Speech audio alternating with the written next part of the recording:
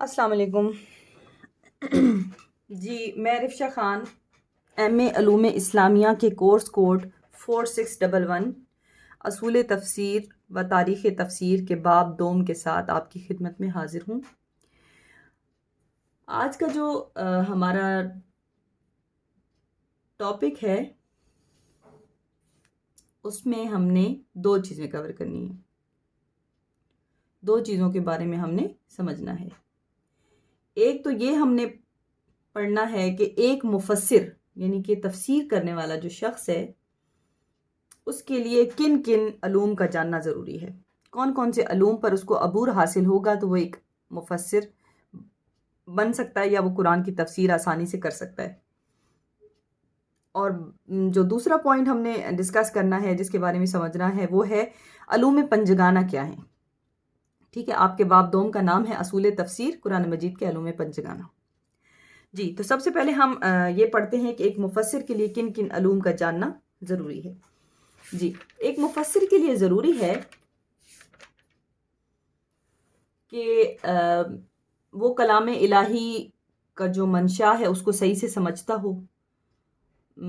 بہت احتیاط کی ضرورت ہوتی ہے، تفسیر کے لیے بہت احتیاط کی ضرورت ہوتی ہے۔ کسی بھی قسم کی رائے قائم کرنے میں بہت یعنی کہ احتراز برتنا چاہیے۔ ایسی رائے قائم کرنا جو قرآن مجید کے آیات کے مفہوم کے خلاف ہو، یا کوئی ایسا مفہوم بیان کرنا جو کسی آیت کی کوئی ایسی تشریح بیان کرنا جو کہ اللہ کے کلام میں اسے اس طرح مراد نہ لیا گیا ہو، تو اس حوالے سے بہت ہی زیادہ جو ہے نا وہ سخت وعید بتائی گئی ہے۔ ارشاد گرامی ہے، نبی صلی اللہ علیہ وآلہ وسلم فرماتے ہیں کہ جس نے علم کے بغیر تفسیر کی وہ اپنا ٹھکانہ جہنم میں بنا لے، اور تفسیر میں اپنی رائے کو دخل دینے کو گناہ کبیرہ قرار دیا گیا ہے۔ آپ صلی اللہ علیہ وسلم فرماتے ہیں کہ جس نے قرآن مجید میں اپنی رائے بیان کی پس اس نے خطا کی۔ تو قرآن مجید کے مفسر کے لیے کچھ علوم کا جاننا بہت ضروری ہے، جن میں سب سے پہلی بات تو یہ کہ اس سے لغت عربی میں کامل مہارت ہو۔ مفسر کے لیے لغت میں کامل دسترس بہت ضروری ہے۔ جو شخص عربی لغت کا عالم نہ ہو وہ اللہ کی کتاب کے بارے میں اظہار خیال نہ کرے۔ لغت عربی پر کامل عبور کے بغیر قرآن مجید کے مفہوم کو، قرآن مجید کے منشا کو سمجھنا ناممکن ہے۔ دوسرے نمبر پر عربی گرامر، اس میں عبور حاصل ہونا ضروری ہے۔ مفسر قرآن کے لیے ضروری ہے کہ عربی گرامر کو وہ جانتا ہو، الفاظ، مفردات، مرکبات کی تعریف اور تعلیل کے علاوہ اعراب اور مادہ و الفاظ کا علم صحیح مفہوم کے اخذ کرنے کے لیے بہت ضروری ہے۔ تیسرے نمبر پر اس کے پاس علم المعانی ہونا چاہیے، علم البیان، علم البدیع کا جاننا ضروری ہے تاکہ وہ کلام سے اس معنی کا ادراک جان سکے جس پر کلمات دلالت کرتے ہیں۔ آپ سب جانتے ہیں کہ عربک میں جو ہمارے پاس قرآن مجید کے آیات ہیں ان کو اس طرح سے سمجھ کر بیان کرنا ایک انتہائی مشکل کام ہے، تو اس کے لیے یہ تمام علوم ایک شخص کو جاننے بہت ضروری ہیں۔ سنت اور حدیث پر مکمل عبور حاصل ہو، اسے سنت اور حدیث پر مکمل عبور ہو، علمی واقفیت کے علاوہ وہ سنت کا عامل بھی ہو۔ اس زمن میں اقوال صحابہ تابعین بھی، اقوال تابعین کے بارے میں بھی وہ مکمل طور پر علم رکھتا ہو۔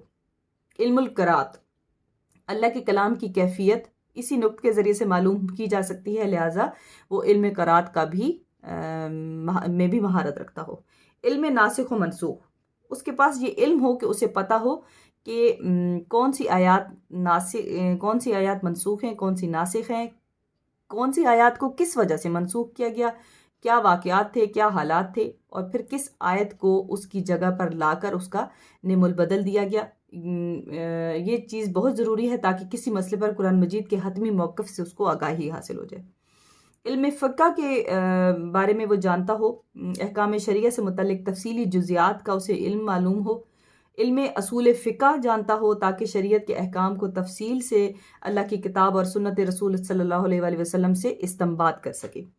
علم اسباب نزول کے بارے میں جانتا ہو، ٹھیک ہے، قرآن آیات کے صحیح مفہوم کے لیے اس کو معلوم ہو کہ کون سی آیات کیوں نازل ہوئیں، ان کا بیک گراؤنڈ کیا تھا، شان نزول کیا تھا، کس حکم کو اللہ تعالیٰ نے کس بیک گراؤنڈ کے تحت جو ہے وہ نازل کیا۔ جو علم اسباب نزول سے ناواقف ہو وہ قرآن کی تفسیر میں قدم نہ بڑھائے، یعنی کہ یہ اتنا اہم ہے۔ علم التاریخ سے واقف ہو وہ، قرآن مجید میں کیونکہ مختلف قوموں کا ذکر ہے تو ان قوموں پر نعمتیں بھی نازل ہوئیں، اللہ کے عذاب بھی نازل ہوئے، اللہ پاک غضب ناک بھی ہوا، بہت ساری غلطیاں بھی انہوں نے کی، بہت ساری کوتاہیاں بھی ان سے ہوئیں. لہٰذا مفسر کو چاہیے کہ وہ اس علم پر عبور حاصل کرے کہ اقوام کی تاریخ کیا تھی. جی یہ ہمارے ہو گئے وہ 10 علوم جن پر ایک جو مفسر ہے اس کا جاننا ضروری ہے. پھر ہمارا جو مین ٹاپک آتا ہے وہ ہے علوم پنجگانہ کیا ہیں. ٹھیک ہے، علوم پنجگانہ سے مراد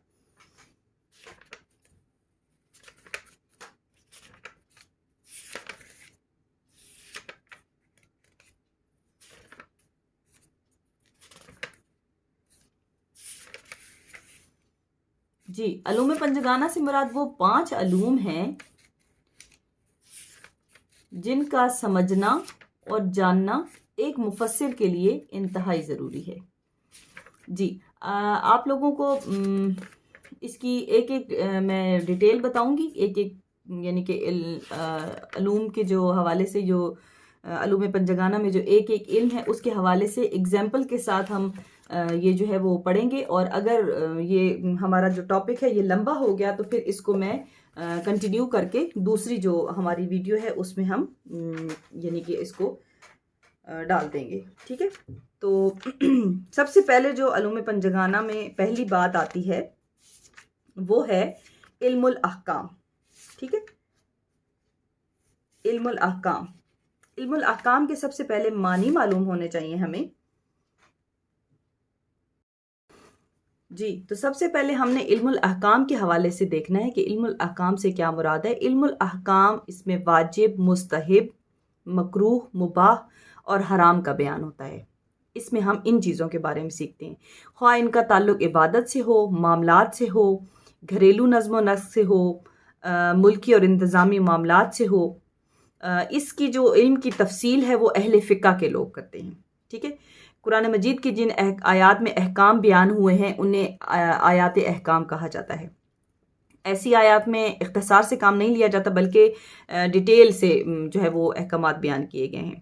ٹھیک ہے، ہمارے جو علم الاحکام کی جو ہماری جو بک ہے اس میں جو علم الاحکام کے مباحث کا پہلا نقطہ بیان کیا گیا وہ یہ کہ نبی صلی اللہ علیہ وسلم ملت ابراہیمی میں مبعوث ہوئے تھے، اس لیے اس ملت کی شریعت کو باقی رکھنا ضروری تھا. اس کے اہم مسائل کو تبدیل نہیں کیا جا سکتا تھا. ہاں، تعلیم، فرامین اور حدود و تعزیرات میں اضافہ ہوا.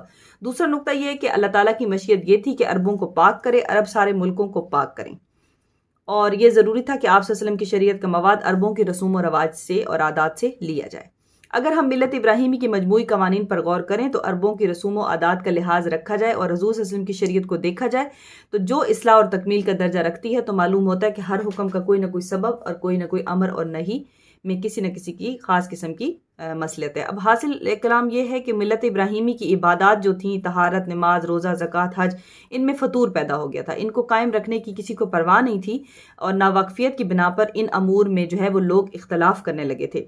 اہل جاہلیت میں ان میں تحریف کر دی گئی تھی، جو جس قسم کی چیزیں جو تھیں وہ اپنی مرضی کے اس میں ڈال دی گئی تھیں.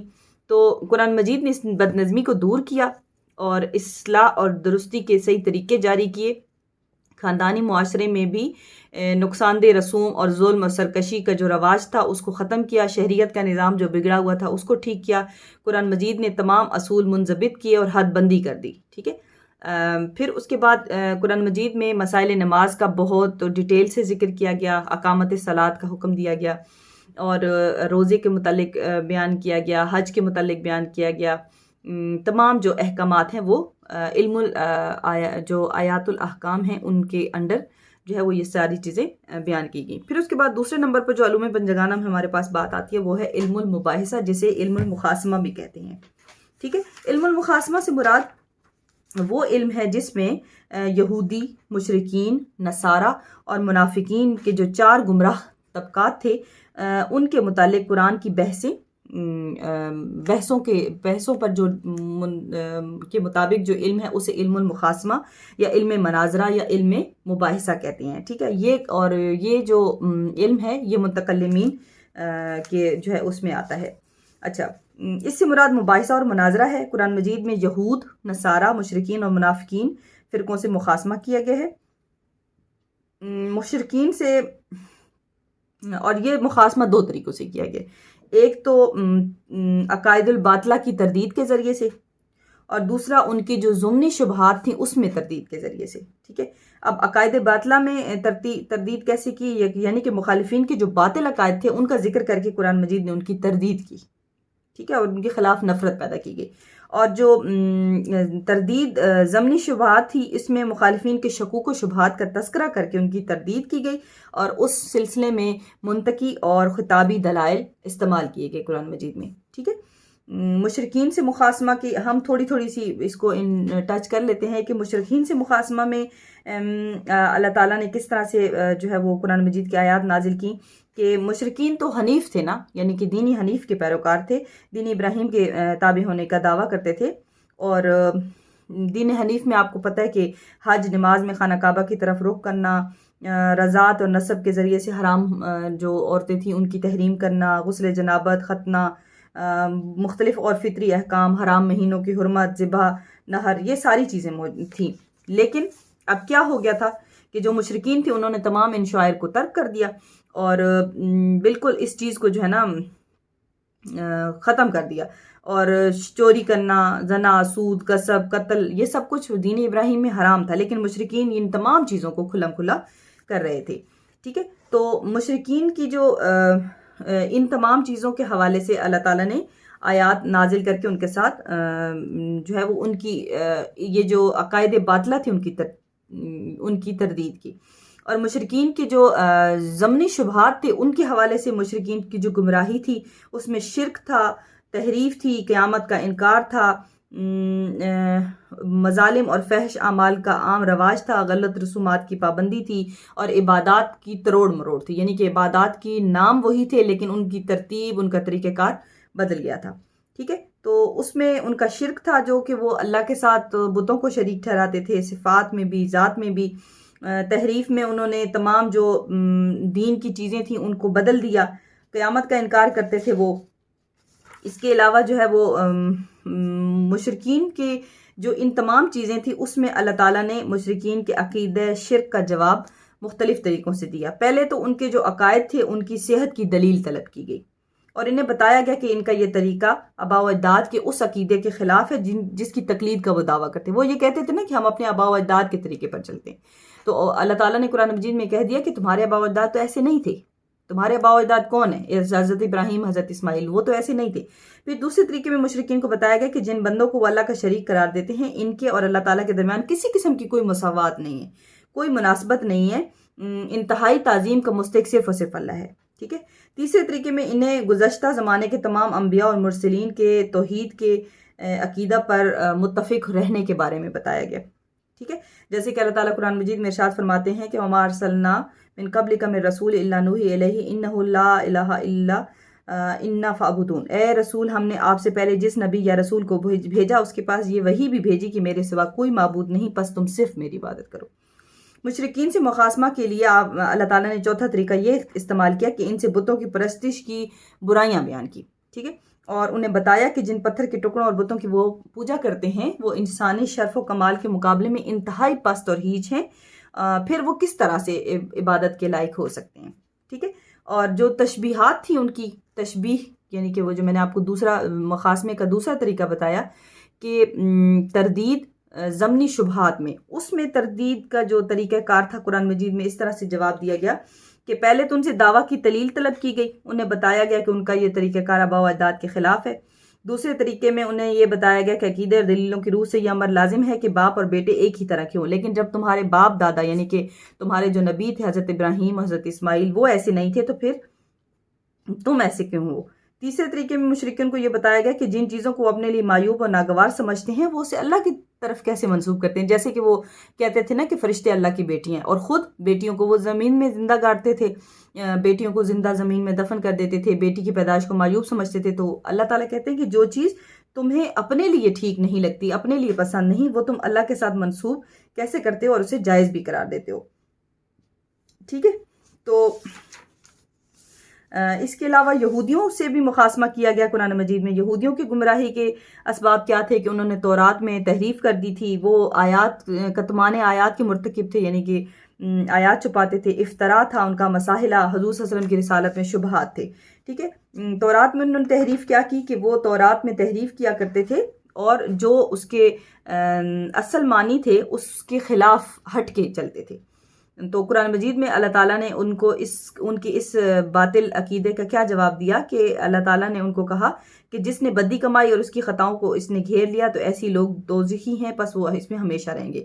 کتمان آیات سے مراد کیا ہے کہ وہ تورات کی ایسی آیات جو یہودیوں کے مقاصد کے خلاف ہوا کرتی تھی وہ انہیں چھپا لیا کرتی تھی تاکہ اس کے بارے میں کوئی نہ جان پائے، ٹھیک ہے۔ جیسے کہ کتمان آیات میں ان کی مثال کیا، میں آپ کو بتاؤں کہ جیسے کہ تورات میں ایک زانی کی سزا یہ مقرر کی گئی تھی کہ اسے سنسار کیا جائے، لیکن اب یہودیوں نے کیا کیا کہ اس حکم کو اپنے علماء کے اتفاق اور اجماع سے بدل دیا اور سنساری کے بجائے کوڑے مارنے کی سزا کو اپنے لیے یا منہ کالا کرنے کے طریقہ کار کو رائج کر دیا، یعنی کہ وہ اس کو چھپا لیتے تھے جو بھی حکم اس میں ہوتا تھا، ٹھیک ہے۔ پھر اس کے بعد اس میں اور وہ افطرا کے مرتکب تھے۔ افطرا سے مراد ہے اپنی طرف سے احکام گھڑنا، یعنی کہ جو چیز انہیں پسند ہوتی تھی وہ اس میں خود اپنی مرضی سے ڈال دیتے تھے اور اسے کہتے تھے کہ یہ اللہ کی طرف سے ہمارے اوپر نازل ہوئی ہے، یعنی کہ اللہ کی طرف سے اپنی بتائی ہوئی بات کو منسوب کر دیتے تھے، ٹھیک ہے۔ اس کے بعد ہے مساحلہ۔ مساحلہ کا مطلب ہے تساہل اور لاپرواہی۔ یہودی تورات کے احکام پر عمل کرنے میں غفلت سے کام لیتے تھے، وہ بخل اور حرص جیسے مذموم اخلاق کے عادی بن گئے تھے اور رسالت محمدیہ سے وہ انکار کرتے تھے۔ تو ان تمام چیزوں کی وجہ سے جو ہے وہ اللہ تعالیٰ نے قرآن مجید میں ان کے ساتھ مخاصمہ کیا، ٹھیک ہے۔ اسی طرح سے عیسائیوں کے بھی بہت سارے غلط عقائد تھے جس میں حضرت عیسیٰ کو اللہ ماننا، اس کے علاوہ حضرت عیسیٰ کو سولی پر چڑھا دینے کے بارے میں ان کا عقیدہ، حضرت عیسیٰ کی دوبارہ تشریف آوری اور تشریف آوری کے حوالے سے، اور حضرت مریم کا جو ہے وہ حضرت مریم کے خدا ماننے کے حوالے سے، اللہ کا بیٹا ماننے کے حوالے سے، یہ جو غلط قسم کے عقائد تھے اس حوالے سے اللہ تعالیٰ نے قرآن مجید میں ان کے ساتھ جو ہے وہ مخاصمہ کیا، ٹھیک ہے۔ پھر اس کے بعد ہمارے پاس تیسرے نمبر پر جو علوم پنجگانہ میں علوم میں آتا ہے، پہلا ہے اس میں تیسرے نمبر پر ہے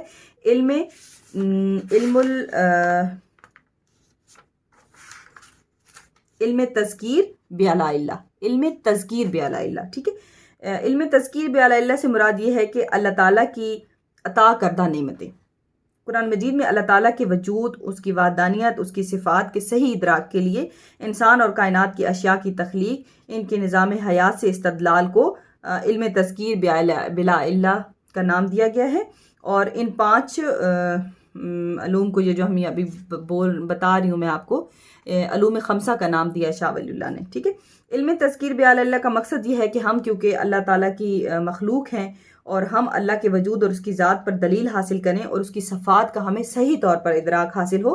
اللہ تعالیٰ کی صفات کا صحیح ادراک ہمارے عقائد اور اعمال، ہمارے رویے کی اصلاح کی بنیاد بنتا ہے، جبکہ اللہ کی صفات کے صحیح ادراک سے محرومی عقائد اور اعمال میں خرابی پیدا کرتی ہے، جیسے کہ آپ لوگوں کو ابھی میں نے بتایا کہ یہود، نصارہ اور مشرکین جو تھے ان کی جو عقائد تھے وہ بگڑ گئے تھے، ٹھیک ہے۔ علم تذکیر بعلاء اللہ اور قرآن مجید میں اگر ہم آپ اس حوالے سے بات کریں تو قرآن پاک میں بے شمار آیات ہیں جو کہ اللہ تعالیٰ کی جو تخلیق کے شاہکار ہیں ان کا ذکر کرتی ہے۔ قرآن پاک میں اللہ تعالیٰ انسان کو فکر کی دعوت دیتا ہے کہ اگر تم اس کی تخلیق پر غور کرو تو تمہیں معلوم ہو جائے کہ یہ جو نظام کائنات چل رہا ہے یہ بغیر خالق کے نہیں چل رہا، نہ ہی اس کے چلانے والے ایک سے زائد ہیں۔ اس حوالے سے دیکھیں کہ اللہ تعالیٰ نے کہا کہ ان فی ذالک لآیۃ لقوم یعقلون، ان فی ذالک لآیۃ لقوم یتفکرون، ٹھیک ہے۔ حضرت شاہ ولی اللہ کہتے ہیں کہ قرآن پاک کے مخاطب ہر سطح کے لوگ ہیں، ہر سطح کے لوگوں کی تہذیب اور اصلاح کا کام کرنا تھا اللہ تعالیٰ نے۔ اس کے مخاطبین میں عربی، اجمی، شہری، دیہاتی سب شامل ہیں۔ اللہ تعالیٰ کی حکمت کا تقاضا ہے کہ اس کی نشانیوں کو یاد دہانی کے سلسلے میں صرف انہی امور کا تذکرہ کیا جائے جن سے عوام کی اکثریت واقف ہو۔ اللہ کی نشانیوں کے سلسلے میں بحث اور جستجو اسماء و صفات کو اس انداز میں بیان کیا گیا جسے معمولی قسم کی فطری ذہانت اور عام فہم والا شخص بھی اچھے طریقے سے سمجھ لے، ٹھیک ہے۔ اب جیسے علم تذکیر بعلاء اللہ کی مثال میں کون سی آیات ہم لیں گے کہ سورۃ البقرہ میں جیسے زمین اور آسمان کی تخلیق کا ذکر، دن رات کا آنا جانا، بادلوں کا چلنا، ہواؤں کا چلنا، بارش کا برسنا، یہ اللہ پاک کی نشانی ہے. ٹھیک ہے. اللہ تعالیٰ کا زمین اور آسمان کی تخلیق، دن اور رات کا تبدل، یہ اللہ کی نشانیاں ہیں.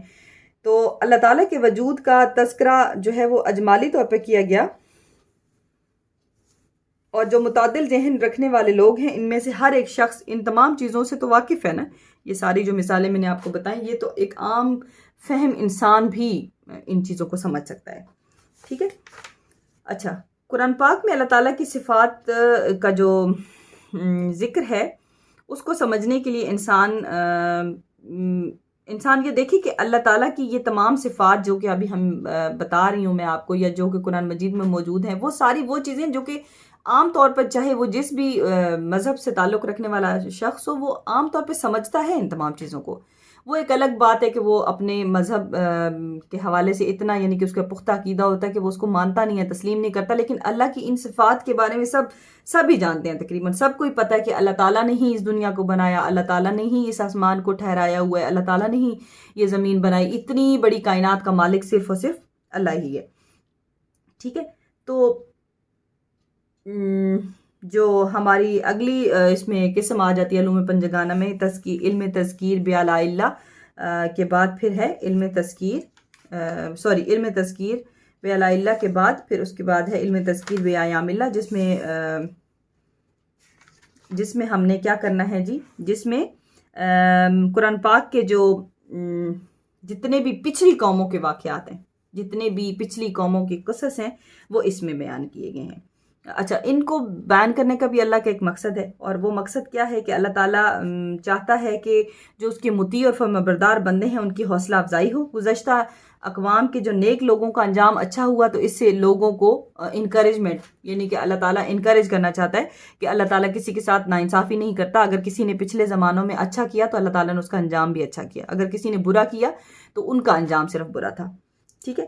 تو اسی طرح سے جو گزشتہ اقوام کے مجرمین ہیں ان کے انجام بد کا ذکر کر کے اس زمانے کے اور بعد کے لوگوں کو تنبیہ کر دی گئی کہ اگر تم بھی اللہ کی نافرمانی کرو گے تو تمہارا بھی یہی انجام ہوگا. اچھا، علم تذکیر بیایام اللہ میں قرآن پاک کا اسلوب کیا ہے کہ صرف انہی واقعات کو بیان کیا گیا جس سے عام طور پر اہل عرب واقف تھے. اہل عرب اگرچہ اہل کتاب نہیں تھے لیکن انہوں نے یہود و نصارہ سے واقعات تو سن رکھے تھے. تو اہل عرب یہود کے ساتھ صدیوں کی ہمسائیگی کی وجہ سے ان تمام واقعات سے آگاہ تھے. اگر قرآن پاک ایسے واقعات بیان کرتا جس سے اہل عرب واقف نہ تھے تو وہ ان واقعات سے اس طرح سے فائدہ نہ اٹھا سکتے جس طرح سے اس وقت اٹھایا گیا. ٹھیک ہے. اچھا، علم تذکیر بیایام اللہ میں اللہ تعالیٰ کے ذکر میں کلام پاک کا ایک طریقہ یہ بھی ہے کہ مکمل واقعات اور ان کی تفصیل بیان نہیں کی گئی. واقعات صرف اتنے ہی بیان کیے گئے جتنی کی ضرورت تھی، یعنی کہ نصیحت کے اکارڈنگ جتنے ضرورت تھی بات صرف اتنی ہی بیان کی گئی. اچھا،